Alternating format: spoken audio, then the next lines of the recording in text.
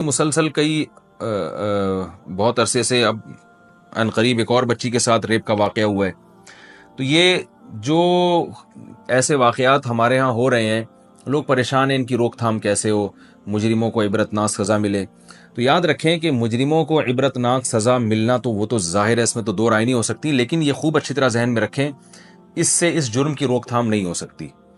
اس لیے کہ جب آپ کسی جرم کی وجہ اور اس کی جس وجہ سے وہ معاشرے میں وہ انارکی پھیل رہی ہے، اس وجہ کو جب تک آپ ختم نہیں کرتے تو آپ کی مثال اس ڈاکٹر کی طرح ہے کہ کسی کے سر میں بار بار درد ہو رہا ہے اور وہ پیناڈول دے دے کے بس اس کو ختم کر رہا ہے. وہ یہ نہیں دیکھ رہا کہ اس کے سر میں درد ہو کیوں رہا ہے.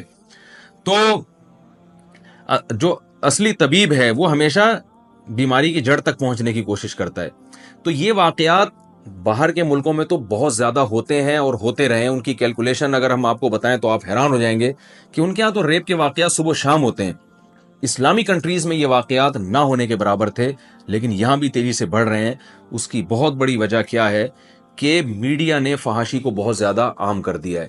کو ایجوکیشن سسٹم دیکھیے، ایک آدمی کی جب بھوک کو آپ پورا نہیں کریں گے اور اس کے وہ بھوکا ہے اور اس کی بھوک کو بڑھانے والی ساری چیزیں موجود ہیں اور اس کے سامنے آپ بار بار مرغن غذائیں لے کر آئیں گے، تو اس کا مطلب ہے کہ آپ اس کو راستہ دے رہے ہیں برائی کا کہ وہ چوری کر کے یہ چیزیں کھانے کی کوشش کرے. دیکھیں اب گھر میں کیا ہوتا ہے کہ بچے کو جس چیز سے پرہیز ہوتا ہے تو دسترخوان پہ وہ چیز رکھی نہیں جاتی. بعض بچوں کو ڈاکٹر بتاتے ہیں چاول سے پرہیز ہے، ان کو کھانسی ہے، ان کے ساتھ یہ مسئلہ ہے، ان کو چاول نہ کھلائے. تو والدین بچوں کی خاطر قربانی دیتے ہیں، اس دن کھانے میں چاول بناتے ہی نہیں ہیں. یہ نہیں کرتے کہ آپ بچے کے سامنے چاول مزے مزے سے لے کے کھا رہے ہیں اور بچے کو منع کر رہے ہیں کہ بیٹا تم نہیں کھاؤ، تمہیں پرہیز ہے. تو بچہ کہے گا نا کہ جب پرہیز تھا تو آپ نے بنایا کیوں، میرے سامنے رکھا کیوں. تو یہ سمپل سی مثال ہے کہ اللہ نے مرد اور عورت کی طرف ایک دوسرے کی رغبت رکھی ہے، مرد کی عورت کی طرف، عورت کی مرد کی طرف. تو اس کا ایک طریقہ بیان کیا ہے کہ سیکس کو بڑھانے والی اور جو بھی شہوت کو بھڑکانے والی چیزیں، ان تمام چیزوں کو اللہ نے ختم کر دیا. فحش مواد، فحش فلمیں، عورت کو پردے کا حکم دیا، فحش فلموں پہ پابندی لگائی، فحش مواد پہ پابندی لگائی. کو ایجوکیشن سسٹم کا اسلام میں کوئی تصور نہیں ہے. مرد مرد میں رہے گا، لڑکیاں لڑکیوں میں رہیں گی. پھر جب وہ ایک عمر تک پہنچیں گے، ان کے اندر یہ جذبات پیدا ہوں گے، تو اللہ نے والدین کو حکم دیا کہ بالغ ہوتے ان کے نکاح کا انتظام کر دیا جائے. یہ ایک نیچرل طریقہ ہے کسی معاشرے میں حیا کو فروغ دینے کا، اس سے معاشرے میں حیا پھیلتی ہے. لیکن آپ اگر کسی بھی اسٹیپ پہ اس سسٹم کی مخالفت کریں گے تو وہی کچھ ہوگا جو ہو رہا ہے. تو اس کی مخالفت کیسے ہوتی ہے؟ لڑکیوں کو بے پردہ گھومنے کی آپ نے اجازت دے دی، سینما گھروں میں فحش فلمیں لگائی جا رہی ہیں، فحش ڈرامے ٹیلی ویژن پہ دکھائے جا رہے ہیں اور پردے کا کوئی نظام ہی نہیں ہے. ٹین ایجز لڑکوں کو اسکول میں لڑکیوں کے ساتھ بٹھایا جا رہا ہے. تو یہ درندگی. اور پھر جو موویز ہیں فحش قسم کی وہ کھلے عام بک رہی ہیں مارکیٹوں میں، انٹرنیٹ پہ لوگ ڈاؤن لوڈ کر رہے ہیں، دیکھ رہے ہیں. تو اس کا مطلب یہ ہے کہ آپ معاشرے کو خود درندہ بنا رہے ہیں، ہماری حکومتیں خود درندہ بنا رہی ہیں. جو لوگ اسمبلیوں میں پہنچے ہوئے ہیں وہ خود معاشرے کو برائی کی طرف لے کر جا رہے ہیں اور حلال راستوں پر پابندی لگ رہی ہے. نکاح کے بارے میں سخت سے سخت قوانین ہوتے چلے جا رہے ہیں. کہیں قانون بنتا ہے کہ بھئی بالغ لڑکی کو جب تک وہ 18 سال کی نہ ہو جائے نکاح کی اجازت نہیں ہے. پھر قانون بنتا ہے کہ مرد کو دوسری شادی کی اجازت نہیں ہے، چاہے اس کی بیوی میں کیسے ہی فالٹ کیوں نہ ہو، کوئی خرابی کیوں نہ ہو، وہ اس کی ڈیزائرز پوری نہیں کر سکتی، لیکن آپ اس پہ پابندی لگا رہے ہیں وہ سیکنڈ میرج نہیں کر سکتا. چاہے وہ کسی بیوہ سے کر رہا ہو، کسی طلاق یافتہ سے کر رہا ہو، اس کا گھر بسا رہا ہو، لیکن آپ نے اس پہ بہت سخت پابندیاں لگا دی، 6 مہینے کی جیل اور لاکھوں روپے جرمانے ڈال دیا آپ نے اس کے اوپر. تو یاد رکھیں کسی بھی معاشرے میں جب حلال کو مشکل بنایا جائے اور حرام کے دروازے کھول دیے جائیں تو یہی بدترین واقعات ہوتے ہیں. ایسے ہی درندے پیدا ہوتے ہیں جو بچیوں کو ریپ کرتے ہیں، بچوں کو ریپ کرتے ہیں. یہ درندے ہمارے سسٹم کی پیداوار ہیں. میں ان درندوں کی حمایت ہرگز نہیں کر رہا. میرا بس چلے، مجھے اگر قانون سازی کی اجازت دی جائے تو میں کہوں گا کہ ان کو فوراً لٹکا کے مار دیا جائے. ان کو جو ہے حکومت کی ذمہ داری ہے، ان کو فوراً پھانسی کے پھندے پہ لٹکائے، عبرتناک سزا دے. ہم ان کو کبھی بھی اپریشیٹ نہیں کر رہے.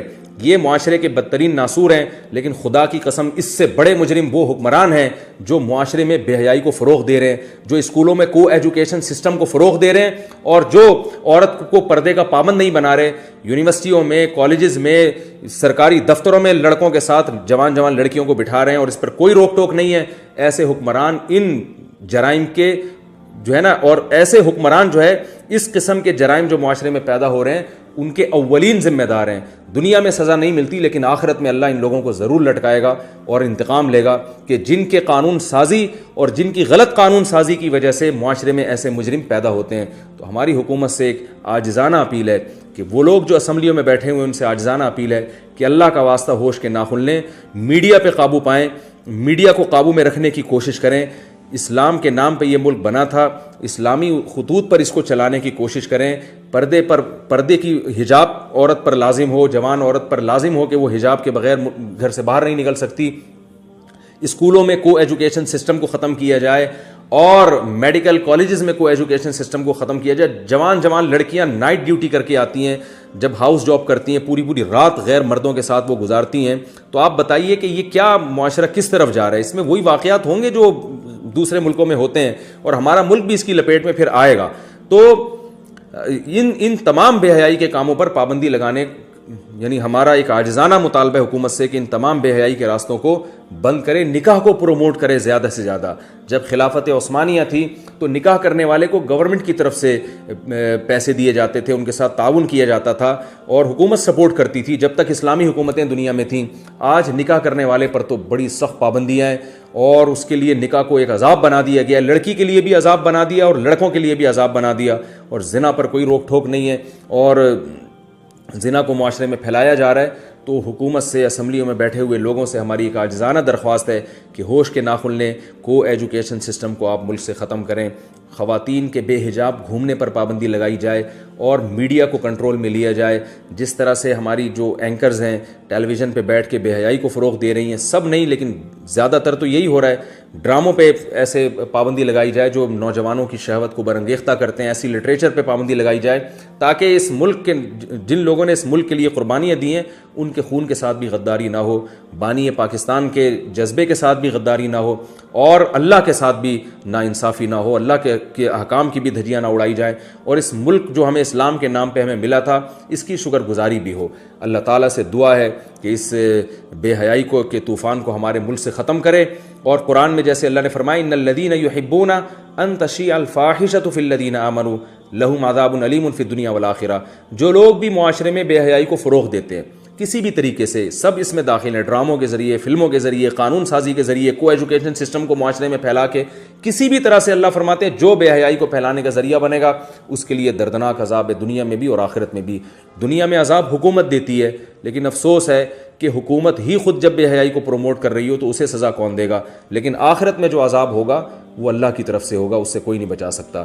اللہ سے دعا ہے ہماری ان قوم کی بچیوں کی اللہ عصمتوں کی حفاظت فرمائے, انہیں ان شہوانی درندوں کے شر سے اللہ تعالیٰ محفوظ فرمائے.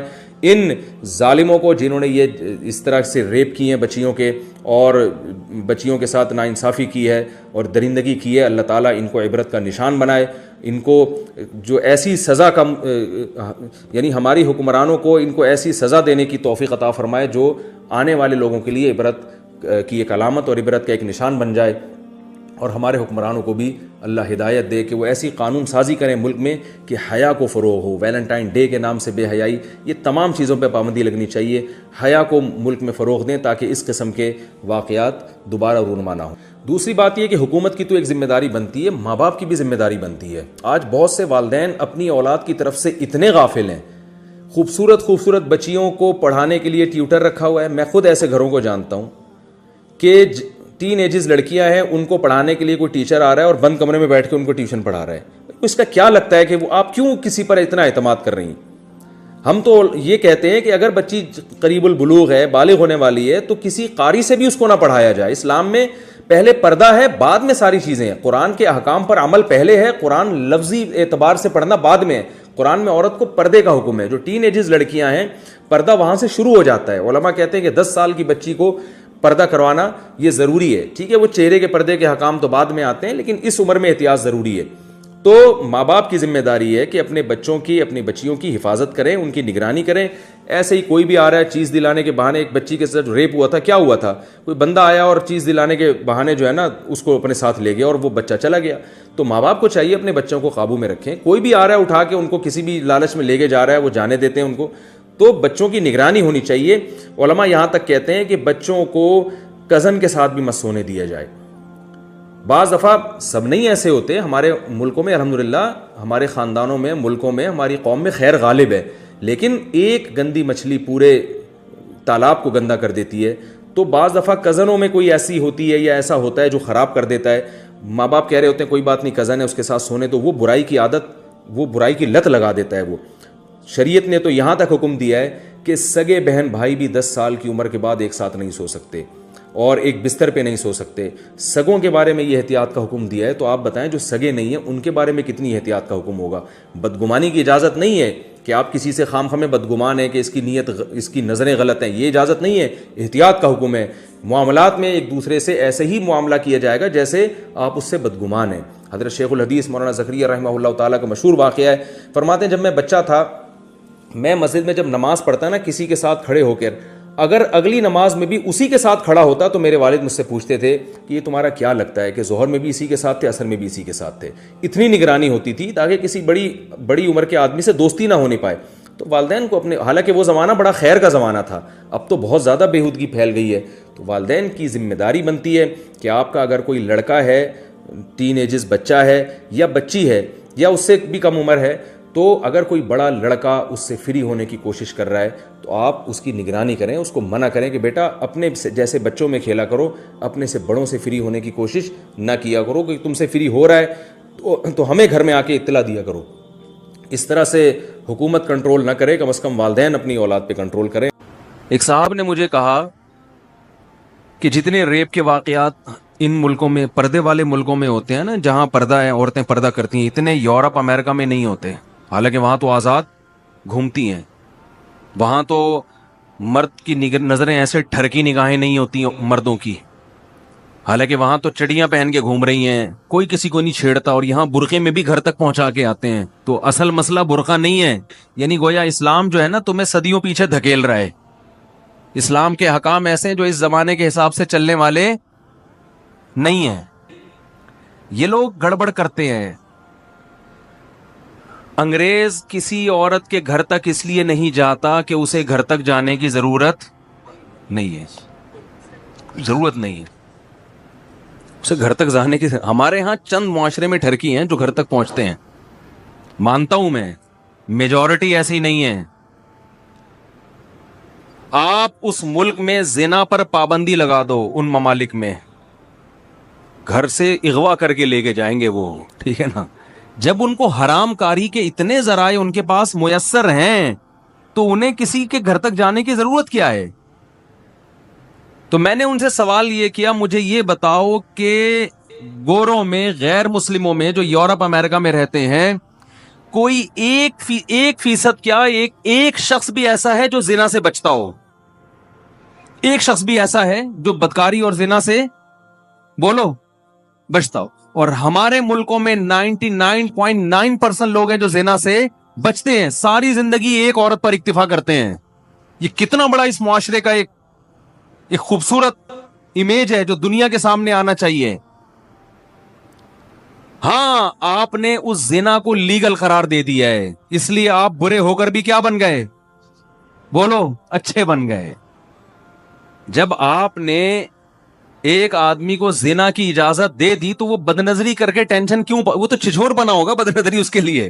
وہ لوگ کہتے ہیں مارکیٹوں میں کوئی کسی عورت کی طرف دیکھتا ہی نہیں ہے، ہمارے ہاں کوئی عورت کی آنکھیں بھی کھلی ہوں گی تو گھر تک بولو پہنچے گا. اسلام جس معاشرے میں عورت کو سر کے بال سے لے کے پاؤں کے ناخن تک چھپنے کا حکم دیتا ہے، اس معاشرے میں اسلام نکاح کے بغیر عورت تک پہنچنے کی آپ کو اجازت نہیں دیتا.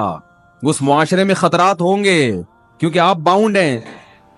تو آپ جب باؤنڈ ہیں کہ آپ نے حلال راستہ ہی اختیار کرنا ہے، تو حلال راستہ جب آپ نے اختیار کرنا ہے تو اس میں ظاہر ہے حلال محدود ہوتا ہے، حرام کیا ہوتا ہے؟ لامحدود. تو اس میں آپ کو کنٹرول کرنا مشکل ہوگا. تو اسلام جب تک عورت کو پردہ نہیں کرائے گا، معاشرے میں تباہی پھیلے گی. ہاں، اگر آپ زنا کو لیگل کر دیتے ہیں، جس نے جس سے منہ کالا کرنا ہے آپس کی انڈرسٹینڈنگ سے کرے، پھر پردے کے تکلف کی ہم بھی مانتے ہیں کہ ضرورت نہیں ہے. تو بات اس پہ ہونی چاہیے کہ یہ جو آپ نے زنا کو لیگل کر دیا ہے، یہ اچھا کام کیا کہ برا کام کیا؟ زنا کو تو لیگل کر دیا نا. اس زنا کے لیگل کرنے کا نقصان کیا ہوا ہے؟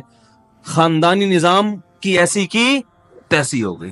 ان ایتھیس لوگوں سے آپ پوچھو کہ آپ لوگ اپنی ماں کی خوبیاں تو بیان کرتے ہو، باپ کی خوبیاں کیوں بیان نہیں کرتے آپ کبھی؟ باپ کا تو پتہ ہی نہیں ہوتا ان کو ہے کہاں، وہ پتہ ہی نہیں ہوتا. یہ سنگل مدر کے قائل ہیں، یہ باپ کے قائل نہیں ہیں. یہ تباہی ہے اس معاشرے میں. تو دیکھو ہمارے لوگ جو ہے نا، جو مسلم کنٹریز میں رہتے ہیں، یہاں کچھ برائیاں ہیں، لیکن جب آپ اس برائی کی گہرائی میں جاؤ گے تو آپ کو پتا چلے گا ان کی اچھائی کی جڑ میں برائی ہے، اور ہماری برائی کی جڑ کیا ہے؟ اچھائی پر مبنی ہے. کچھ اچھے کام ہیں جس کی وجہ سے کچھ برائیاں ہوتی ہیں، وہاں برائی ہی کو لیگل کر دیا ہے، تو اب ان کو چھوٹی برائیوں کی ضرورت نہیں ہے. شراب پہ پابندی لگا کے دکھاؤ ان کنٹریز میں، دیکھو کتنے لوگ اس قانون کو فالو کرتے ہیں. ہمارے ہاں پابندی نہیں ہے، پھر بھی الحمدللہ لاکھوں کروڑوں لوگ بچتے ہیں. اگر شراب الاؤ بھی ہو جائے نا، پھر بھی ہمارے یہاں میجورٹی نہیں پیے گی. یہ مذہب اسلام ہے جس نے ان کو روکا ہوا ہے. اور اب تو ہمارے کنٹریز میں بھی زنا پھیل گیا ہے، یعنی جو کرنا چاہے کر سکتا ہے. اس کے باوجود 99% سے زیادہ لوگ زنا سے بچ رہے. کون سی طاقت ان کو روک رہی ہے؟ عورت سے بچنا مرد کے لیے دنیا کا سب سے مشکل کام ہے. یقین نہ آئے کسی گورے سے کہو تو 10 سال بچ کے دکھا، اور ہمارے یہاں 30 سال میں جس کی شادی ہو رہی ہے 15 سال اپنے آپ کو زنا سے بچاتا ہے. خدا کی قسم یہ حوصلہ کسی انگریز میں نہیں ہے. اتنا اپنے نفس پہ کنٹرول، اتنی پاور کہ اپنے آپ کو برائی سے روکے، یہ کسی گورے میں. اس لیے انہوں نے اس برائی کو کیا کر دیا؟ لیگل، کہ یہ برائی نہیں ہے. تو اس پہ بحث کرو. اس لیے بحث ان سے اس پر ہونی چاہیے کہ زنا برائی ہے یا نہیں ہے.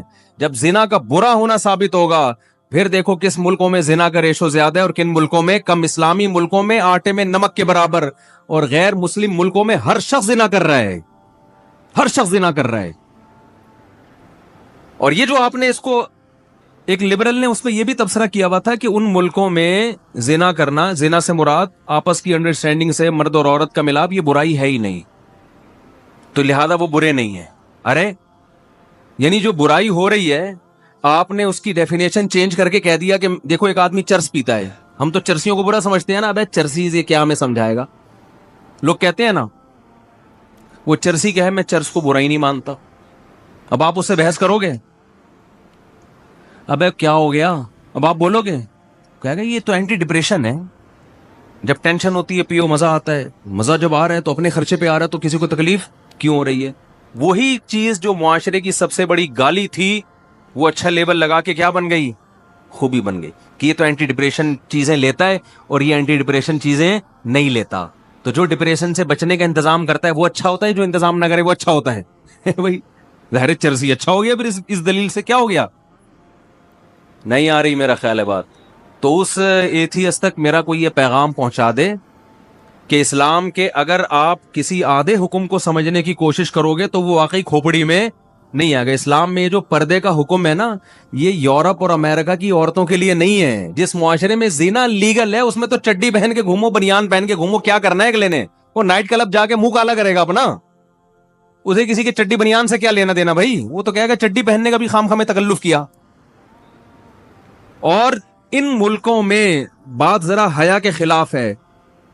ڈاکٹروں سے ہم نے سنا ہے 80-90% لوگ اپنی خواہشات کو بیدار کرنے کے لیے ٹیبلٹ کھاتے ہیں، دوائیں کھاتے ہیں.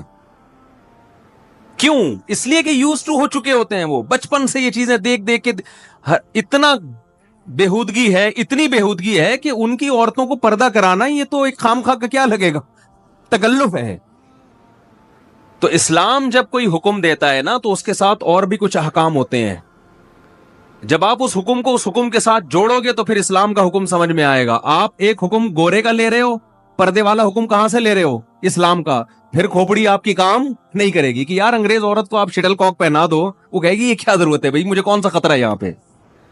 اسلام نے مرد پر اتنی پابندیاں لگائی ہیں وہ عورت تک آسانی سے نہیں پہنچ سکتا. مہر دینا ہے، اس کو گھر دینا ہے، اس کا گیس بجلی کا بل اٹھانا ہے، اس کے ساری زندگی کا نان نفقہ ہے. تو اس لیے مسلمان کے لیے عورت کا حصول مشکل ہے. جو چیز مشکل ہوتی ہے تو پھر حرام کی طرف قدم جانے کے امکانات بڑھ جاتے ہیں. تو پھر اسلام نے حرام کے راستے بھی بند کیے اور حلال کے راستوں میں مرد کو زیادہ کی اجازت دے دی اس نے کہ اگر تمہارے پاس وسائل ہے تو زیادہ عورتوں کی کفالت کرو تم. تو یہ جتنے اسلام پہ اعتراض کرتے ہیں نا، یہ آج کل بہت ہے کہ پردہ پردہ. بھائی جن اکثر جب بھی پردے کی بات کرو نا تو یہ فوراً دلیل دیتے ہیں کہ بھائی جن ملکوں میں پردہ نہیں ہے وہاں تو عورتیں بڑی بہت آزاد ہیں، کوئی نہیں چھیڑتا ان کو. اور واقعی نہیں چھیڑتا، گھوم رہی ہیں، پھر رہی ہیں، آزاد پھر رہی ہیں. ایک صاحب نے مجھے کہا کہ ہمارے ملک میں عورت محفوظ نہیں ہے، ان ملکوں میں عورتیں محفوظ ہیں. یہ بھی بہت سے لوگ دلیل دیتے ہیں. یہاں اسلام کو فالو کیا جاتا ہے مگر عورت کی عزت محفوظ نہیں ہے. لوگ ایک دلیل یہ بھی دیتے ہیں وہاں بھی عزت محفوظ ہے. ایک صاحب نے کہا وہاں کسی عورت کو چھیڑ بھی لو نا اس کی مرضی کے بغیر، کسی خاتون کو ہاتھ بھی لگا دیا ایسی کی تیسی، یہاں آپ چھیڑو کوئی پوچھنے والا بولو نہیں ہے. تو میں نے ان سے کہا، میں نے کہا دیکھو وہاں جو چھیڑنے پر ایسی کی تیسی ہوتی ہے نا، وہ اس قوم کے اندر کوئی ایسی خوبی نہیں ہے، وہ قانون کی بالادستی ہے. جگہ جگہ کیمرے لگے ہوئے ہیں، قانون اتنا سخت ہے کہ عورت کی پرمیشن کے بغیر آپ نے چھیڑا تو پولیس اٹھا کے بولو لے جائے گی. دیکھو کسی بھی ماحول کو سمجھنے کے لیے نا اس ماحول کے تمام لوازمات کے ساتھ سمجھا جاتا ہے. تو یوں کہو کہ جتنی آزادی ہمارے ہاں ہے، یہاں چھیڑنے پر گورنمنٹ کی طرف سے کوئی پابندی 6 مہینے تو کیس چلتا رہے گا، پتہ ہی نہیں چلے گا اس نے چھیڑا تھا کہ اس نے خود چھڑوایا اپنے آپ کو. پھر پولیس کو رشوت دینی پڑے گی، جو چھڑی ہے اس کو بھی رشوت دینی پڑے گی کہ اس نے مجھے چھیڑا تھا. پولیس کہے گی اس کی کیا دلیل ہے، کہے گی گواہ نہیں ہے. پولیس کو 500 روپے دے دو تو ہم ثابت کر دیں گے تم چھڑی ہو. یعنی شروع سے ہی رشوت شروع ہو جائے گی نا. پھر جج کے پاس جاؤ گے، اتنا یعنی ایک ٹینشن ہے کہ یعنی یہ تو مرغی چھڑانے کے لیے بھینس کی قربانی دینی پڑتی ہے. اگر کسی نے آپ کی مرغی چوری کر لی، آپ کیس کر کے اپنی بھینسیں بک جائیں گی آپ کی، پھر جا کے کیس آپ کے حق میں ہوگا کہ اس کی مرغی کیا ہوئی ہے. آدمی کہتا ہے وہ چور لے جائے ٹھیک ہے، جج کو میں بھینسیں کیوں کھلاؤں. تو آپ اسلام سے اگر کمپیئر کرو گے نا اس کلچر کو، تو آپ اس طرح سے نہیں مثال ہوتی کہ ان ملکوں میں کوئی کسی کو دیکھ بھی نہیں سکتا، دیکھ لو گے تو عورت اتنی محفوظ ہے. بھائی تھوڑے دن کے لیے جو قانون کی بالادستی ہے، سختی ہے، وہ یہاں لے آؤ، اور یہاں جو آزادی ہے وہ بولو وہاں لے جاؤ. پھر دیکھو چھڑنے کا ریشو کہاں زیادہ ہوگا. نہیں آ رہی بات. پھر دیکھو چھیڑنے کا ریشو پھر یہاں زیادہ نہیں ہوگا. یہاں تو قانون ہے ہی نہیں، جتنے چھیڑ رہے ہیں یہ ٹھرکی لوگ چھیڑ رہے ہیں. قانون تو کچھ بھی نہیں، کسی کو قانون کی پہنچ سے ہی لوگ دور ہوتے ہیں.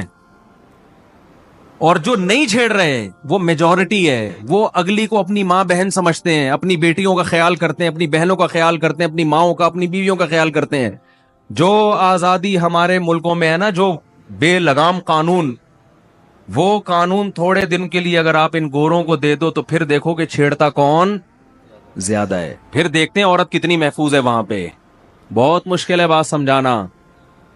تو ہمارے ہاں اگر کوئی خوبی ہے اسلام کی وجہ سے، ہمارے قوانین کی وجہ سے نہیں ہے. ان کے ہاں اگر کوئی خوبی ہے ان کے کلچر یا ان کے مذہب یا ان کے اندر کی کوئی فرشتے جیسی صفات کی وجہ سے نہیں ہے، قانون کی بالادستی کی وجہ سے ہے.